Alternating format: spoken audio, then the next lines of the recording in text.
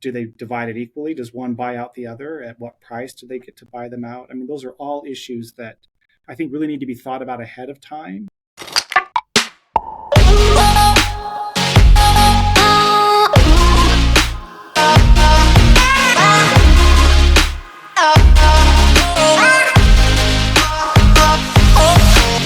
Hello, everybody. Welcome. I am joined here today by my good friend, John Valentine.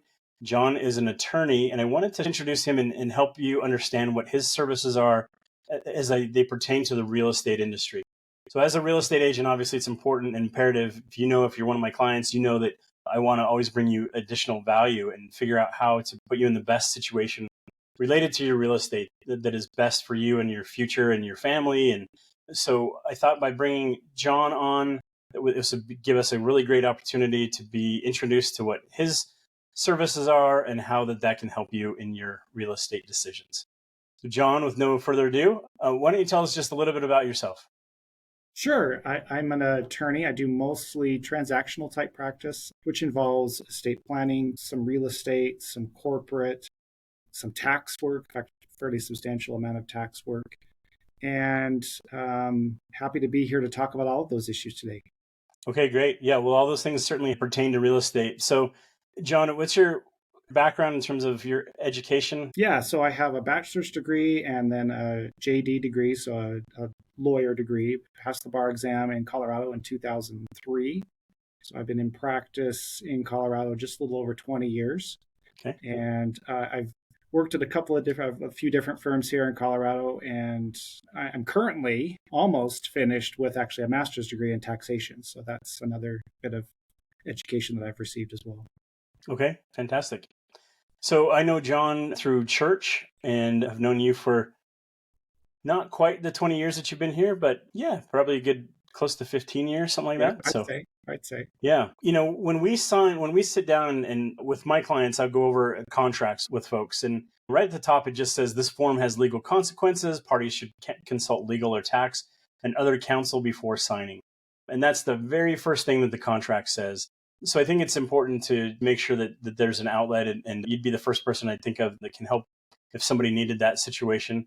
John, was there something that you wanted to say at the beginning related to representation here? By virtue of you doing this video, you're not representing anyone. Is that right? Absolutely. Thank you, Matt. And I just want to say I appreciate the invitation to be here, and I appreciate your friendship as well. As for the disclaimer, this is a pretty standard disclaimer. Most of you have probably heard these before, but I will go ahead and say that by participating in this interview, I will be reviewing general legal principles, but I am not acting as your attorney or as the attorney for anybody who views this video, and I'm not giving anybody legal advice. So my comments in this interview may not be appropriate to your circumstances, so you should consult your own attorney about what may be best for you.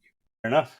Great, thanks. John, I thought maybe we could start with a real estate contract again. Yep.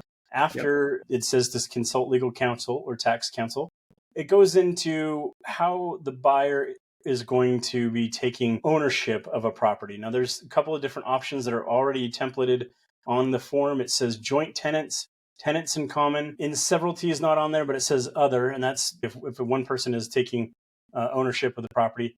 Do you want to give us a little bit of insight as to what the difference is between those?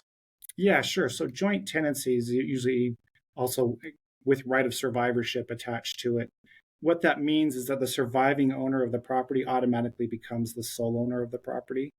The alternative to joint tenancy is tenancy in common, where each owner owns an undivided interest in the property. Normally, if there's equal ownership, it's undivided 1/2 interests. What that means is that when one of those owners dies, he or she passes only her 1/2 interest in the property, while the surviving owner retains his or her 1/2. So there are only 1/2 passing upon death. So where I see that typically is joint tenants is typically when you have two people that are married and they've got kids. And so if something were to happen to one of the two of them, the house or the property or whatever would stay there essentially. And that's what you've said. But just in terms of understanding it from that standpoint, if you had, say, a mother and a father, somebody passes away, the other one just retains ownership, right? And then, Right. And that's joint tenancy. Mm-hmm. Yep. And then tenants in common, maybe it's two brothers buying the property, or maybe it's sometimes we have, blended families, which is obviously very common, where somebody might say, if something happens to me, then my share wouldn't go to the person I just married, but it would go to my kids or the estate or something like that. Or you have two brothers buying it, two sisters paying together, something like that. Yeah. Yeah. So a tenancy in common is more common when it's not going to be a husband and wife situation where the surviving owner is going to take the property, but where joint investment in a property, or as you described, that maybe it is a blended family and we want to just each have our own half that we can share in the property when we pass away, and that passes to our descendants. Okay. Makes sense. And then again, in severalty, it ultimately means just that's a single person buying the property. Mm. Okay. There are other ways to take ownership, obviously, with trusts and LLCs and different things, right? Yeah, absolutely.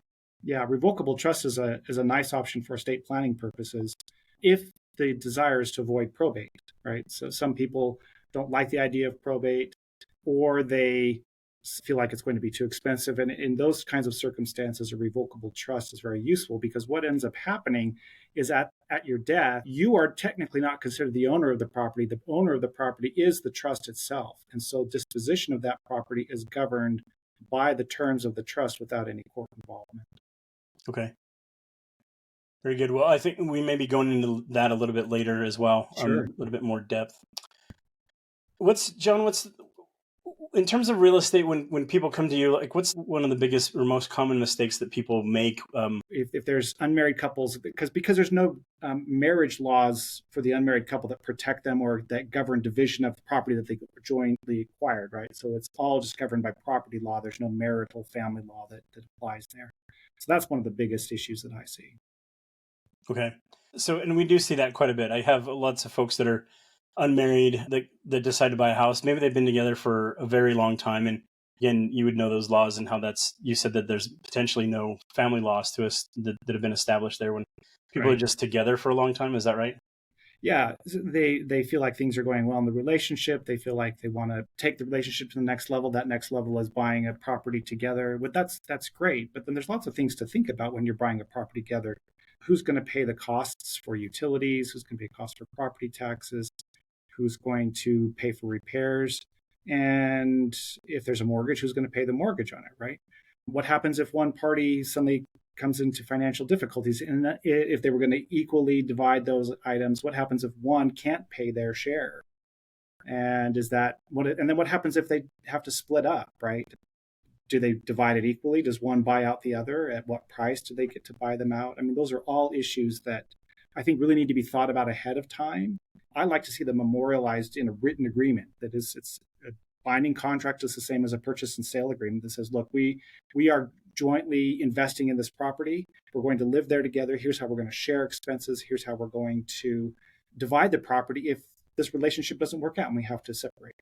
Because when there's a married couple, the marriage laws give rights to each of the parties about what happens. Well, otherwise, there's nothing. So I think putting it in a contract is very helpful.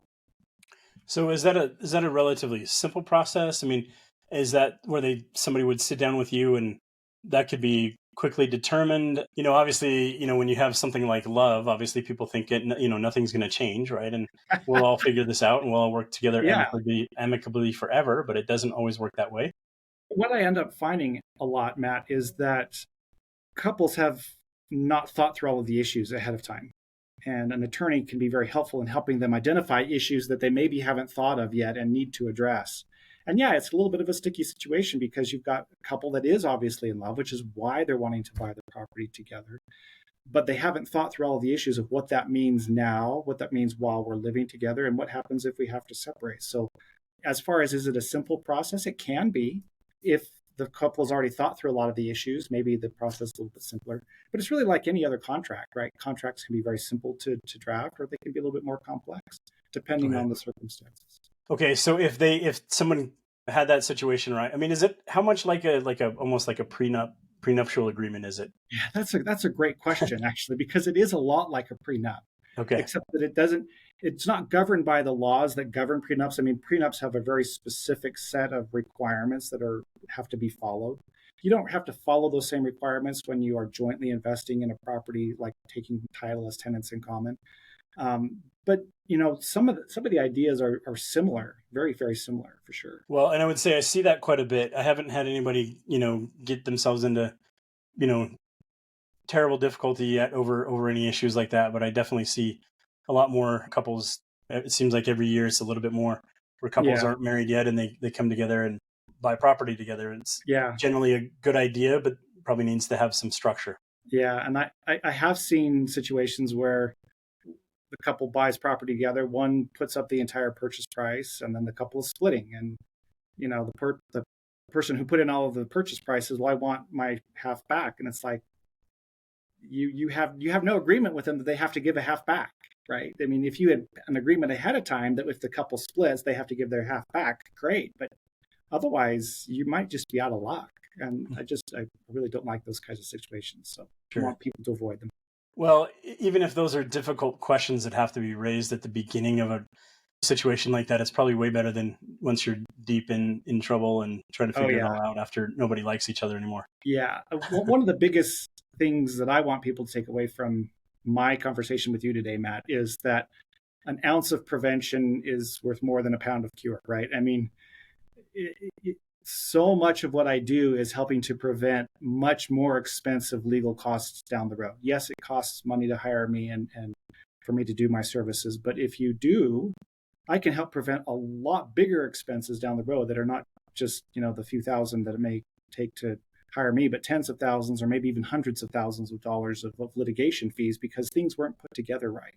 So as that goes, I mean, it's a similar question, but what are the most common questions that you're getting or the most common services that you see pertaining to real estate? Is it related to relationships and that kind of thing?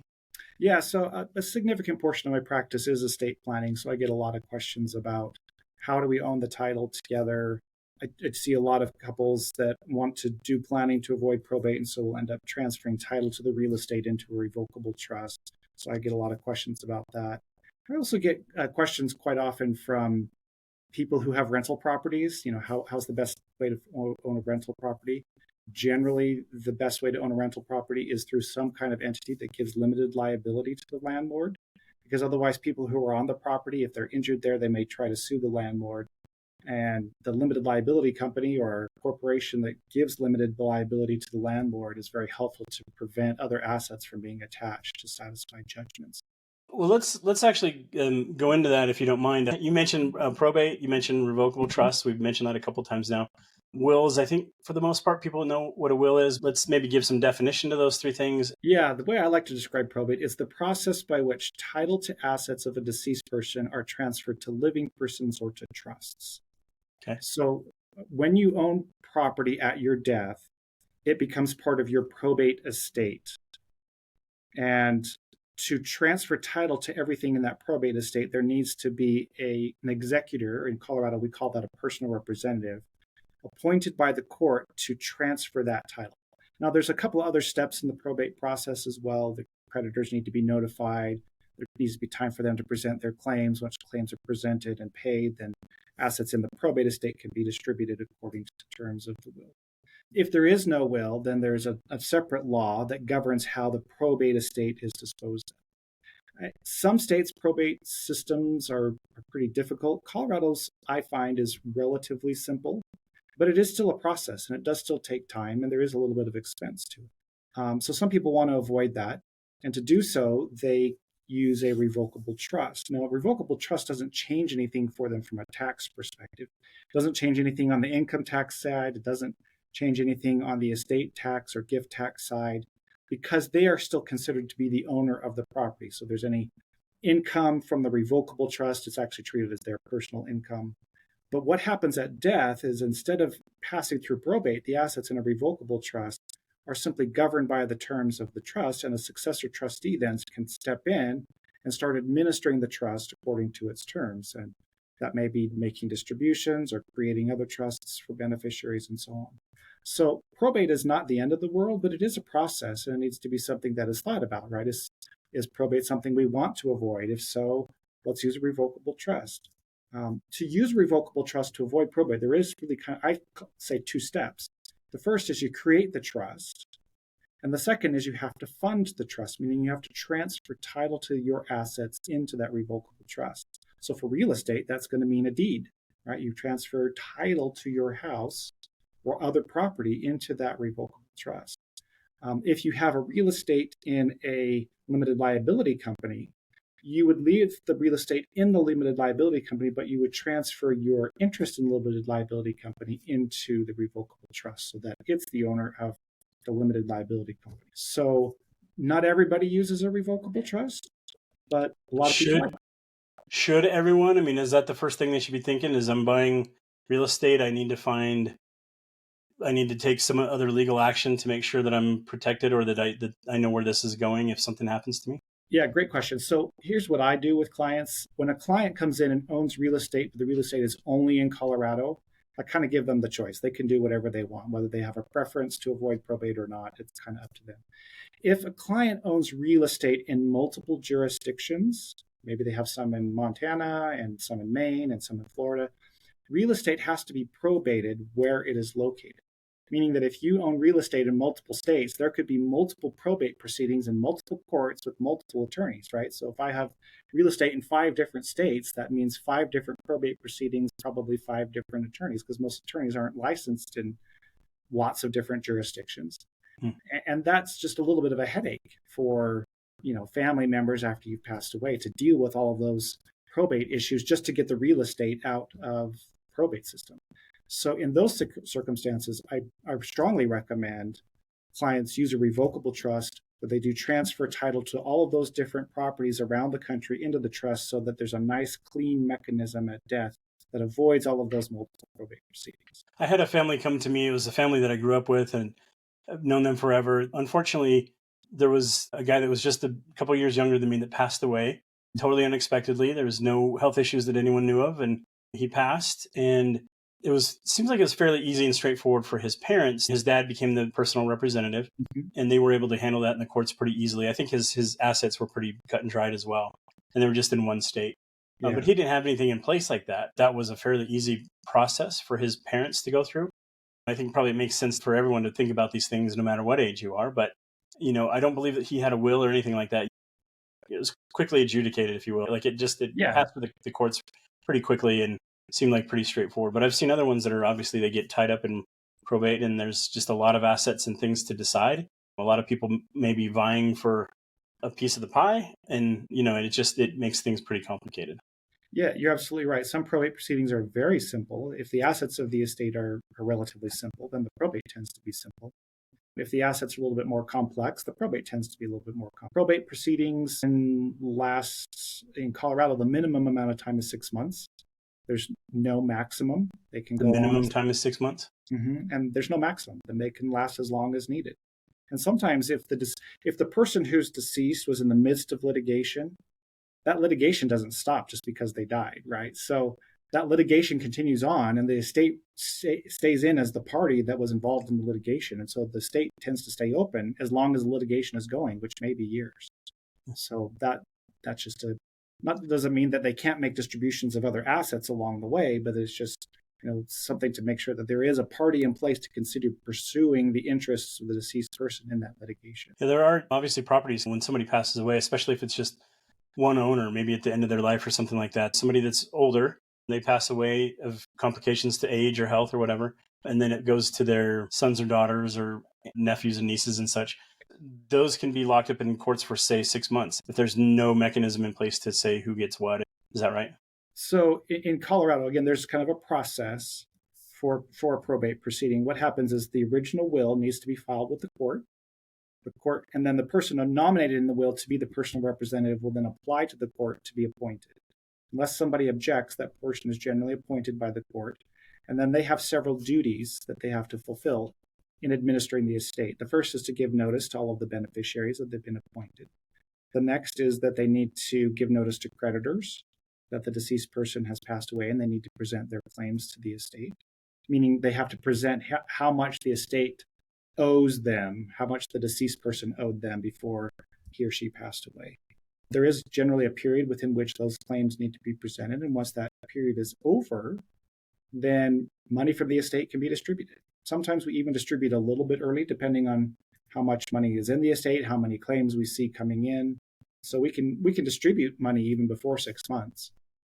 But actually, the law actually says you cannot close a probate proceeding before 6 months is over. So you can't file documents saying we're done with everything before 6 months. Well, obviously, it makes sense to be way out ahead of that as best anybody can. Sure. And obviously, the most prudent thing probably to do is to talk to somebody like yourself and think about that no matter what age you are. Yeah, it's very helpful. Yeah. Very helpful. Yeah, I tend to get people, I even represent attorneys, right? Not every attorney does what I do, right? So I sometimes will get attorneys who come in and I'll talk with them through my process and the things to think about. And it's not uncommon for them even to say, wow, you have things for me to think about that I never thought of before. And I said, well, I hope so. Right? That's why I'm here. I'm here to help you think of things that you didn't think of, because otherwise, absolutely, what's my purpose? Yeah, that makes sense. So much more commonly, we don't have boyfriend and girlfriend or whatever to come together, but we have married couples. What are the steps that married couples can do to own their real estate the correct way, if you will? Is there a correct way, and in what ways do you help married couples to and that's own going their to be real really estate, if you will? dependent on their circumstances, right? The first thing I'm going to ask is, what is the property being used for? Is this your residence? Is this a rental property? Is this your cabin? I mean, I see that pretty common. Your family cabin, whether it's in Maine or Hawaii or somewhere else. What's its purpose? What's it being used for? It's not uncommon for some to be sometimes used for family. Sometimes it's on VRBO or something, right? And being used in that way. Mm-hmm. If there is any rental of the property, I generally recommend a limited liability company. Limited liability companies are nice. They're pretty slimmed down type of entities. They don't have a lot of formalities to follow in operating them. The income coming through them can be taxed like a partnership, meaning that there's only one level of taxation rather than the two levels that you get with a corporation. So they're a really nice entity. I think every state in the union has them, although Wyoming was, I think, one of the first to start them.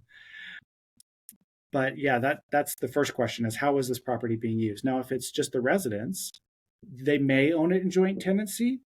Joint tenancy is like probate deferral rather than probate avoidance, right? Because if you have a couple and there's two of them, they're owning the property in joint tenancy with right of survivorship, and one of them dies, and the surviving owner becomes the sole owner of the property. But upon their death, there will need to be a probate proceeding. So you've deferred probate from the death of the first spouse to the death of the second spouse, which is fine, but then there's still going to be a probate proceeding. And then I need to talk to them. Do you have any desire to avoid probate? Yes or no? If you do, then maybe let's move that into revocable trust so that there is not just probate deferral, but full probate avoidance for that property. Some of the more difficult ones are the vacation homes, because they have continuing expenses, right? There's property taxes have to be paid, utilities, there may be repairs from time to time. And, while mom and dad are alive, mom and dad are taking care of those expenses. But when mom and dad pass away, who's going to be responsible for them?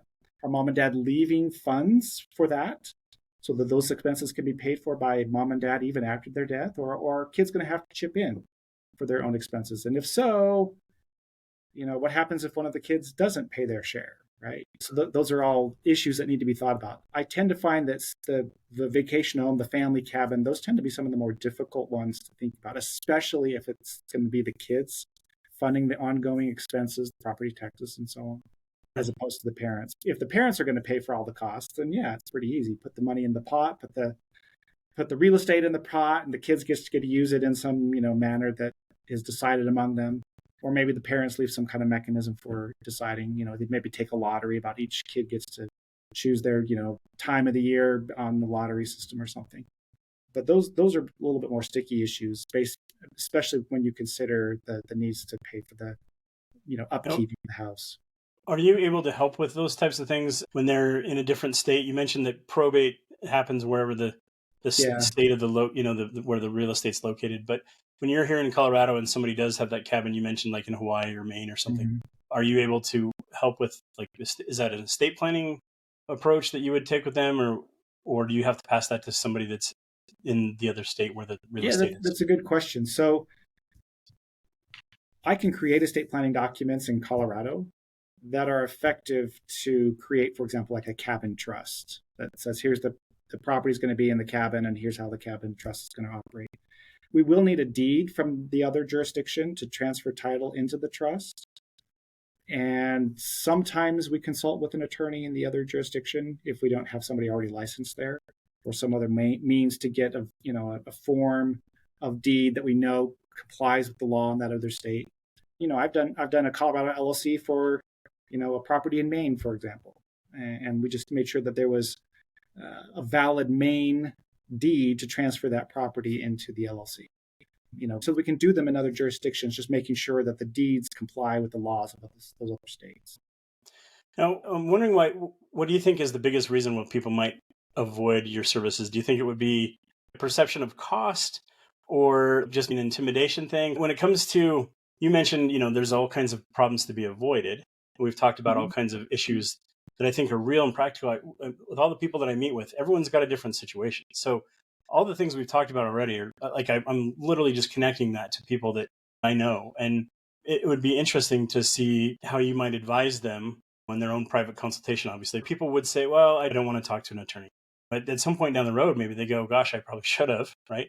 And we're trying to avoid that. That's why we're doing this, to say, hey, what if you looked into this? That's not a bad question. Okay, well, I was concerned you had a look on your face. I'm like, I'm not sure if you want to answer that one. No, I'm laughing because so there's a couple of reasons why people don't come to see an attorney for these kinds of services. First is some of them are concerned about cost.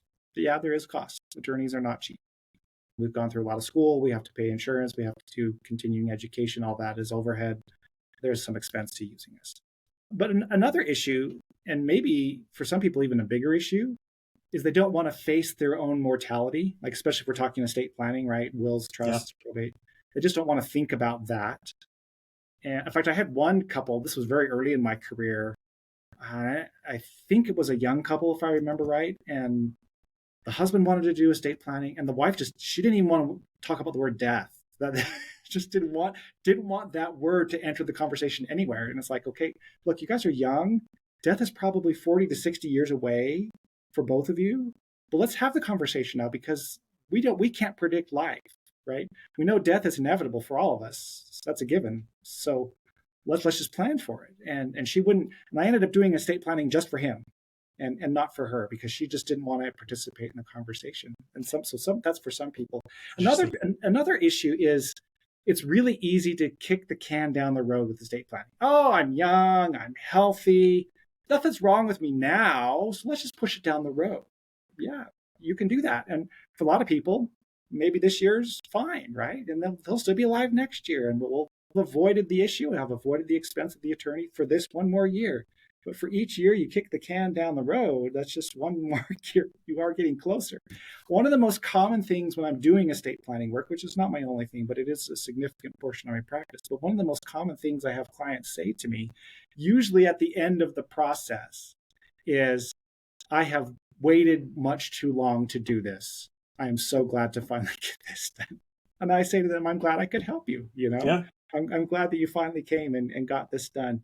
And certainly as people get closer to death, they get more and more interested in making sure that everything is tied up the way they want it. And everybody's going to get something that they wanted to leave something to. So I think those are kind of the three things, the cost, the desire not to talk about death, and then the feeling like, I can always procrastinate this just a little bit longer. Those are the three things. Yeah, no, fair enough. I think that's probably true. I will say it does make, for those people who've gone through it, if you think about the people who are going to remain, it may make it easier, right? Because when you have somebody who says, thanks mom or thanks dad for getting this all straightened out, or mom or dad comes to you and says, hey, this is just so you know, this is how we've decided to take care of this or whatever. Right. And there's a lot of peace that can provide to everyone, because ultimately it's not going to be the problem of the person who passes along. It's going to be the problem of the people who remain. And you do want that to be in good standing and just a much more simple process. Right. We all think about what mom or dad have, how many places in their house they have things stored that nobody wants to touch or look at. Right. I help people move all the time, obviously. And so we have people who they'll be in a place for 30, 40 years and they just keep stuffing things in all the nooks and crannies. For sure. And, the kids are going, I don't want any of this. And I want it to all go away. And we'll have a fire sale. But it's a lot more simple when you say, look, this has already been set up. It's already been taken care of. We did the hard work. We faced our mortality. We've paid the expense and all the things that keep people from avoiding going through this. And it really provides a sense of peace for the people who remain, and they know what's going to happen and with what and all those types of things. And it also helps people understand if there are multiple properties or there's multiple benefactors, there's people that are going to end up with that piece of memorabilia of dad's that 4 people are going to want to fight over, all those types of things just help to have that kind of Yeah. separated and planned for. Yeah. The hope is that at the end of the process, if we're doing estate planning, that family members all feel like, family members that were intended to be benefited receive the benefit they were intended to receive,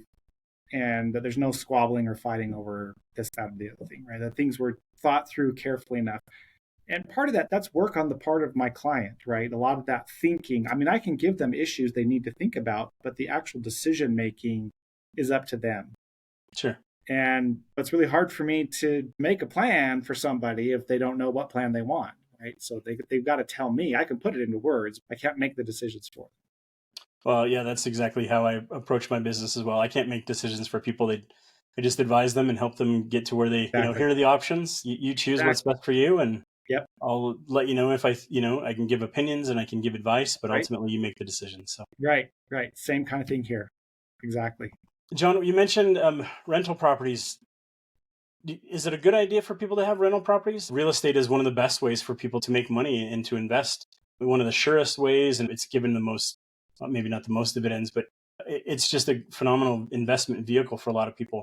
The mom and pop approach, owning multiple properties. Some people say I've got to have 20 or 30 properties in my portfolio. Some people will just have 1 or 2. But as we see equity increase and home values increase, there are headaches that come with that. Oh, for sure. You had mentioned, obviously, when somebody is a landlord, being an LLC and that kind of thing. But what's your approach, or what's your thought about that when people own real estate? You asked if it's a good idea. It can be. I've had a variety of different clients with a variety of different approaches to rental properties. I do see some that have 1 or 2. And then I see others that have, 12, 15 different properties. It kind of depends on their desire to be a landlord, right? To desire to deal with tenants, desire to deal with lease contracts. What does the lease say? Do we have to evict somebody at some point? The desire to put repairs into a property because they're going to have to make plans to this property is going to need upkeep, whether it's a new furnace or a new water filter or whatever it is. There's going to need to be things taking place in those different properties. So I've had some clients. In fact, I had one that I'm doing a little bit of work for right now, and they came in and said, you know what? No more rentals. We're not doing rentals anymore. I've done that. I'm done. And it's like, okay, right? If you've been there and you don't like that type of business, you don't want to be in that business anymore. Great. Let's not invest in real estate. Let's invest in something else. There are other ways to invest in real estate besides being the landlord, right? You can seek out opportunities to invest in real estate where you aren't the sole owner of the property. Maybe you're just a contributing owner, and therefore you get some exposure to the real estate market, but you don't have to have the full control and full responsibility that a landlord has. For those people in that kind of situation, that can be a better option, I think. So yeah, all different kinds of people. So there's all different kinds of approaches to this. Are there things that you think that clients should be asking you that they don't often? Now that's an interesting question.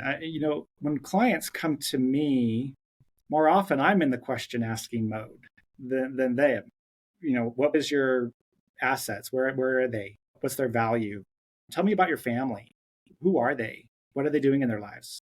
Tell me about what you want to do when you pass away with all the things that you're leaving behind. Who should benefit from them? So I tend to be more in the question asking mode than my clients themselves.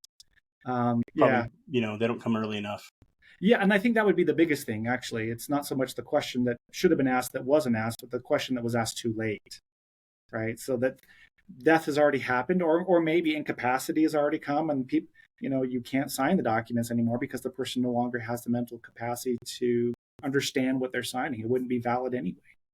So yeah, attacking these things earlier is usually my bigger regret than the question that wasn't asked. Understood. Well, I think with that, John, I want to thank you for your time. I think what I'm really hoping is that people will take the time to, comb through this and see what kind of nuggets of information that will be helpful for their unique situation. Absolutely. We're going to make sure that they have your information on how to contact you in case that you have those legal questions that you want to follow up with you on. Again, thank you so much for your time. And with that, we'll sign out.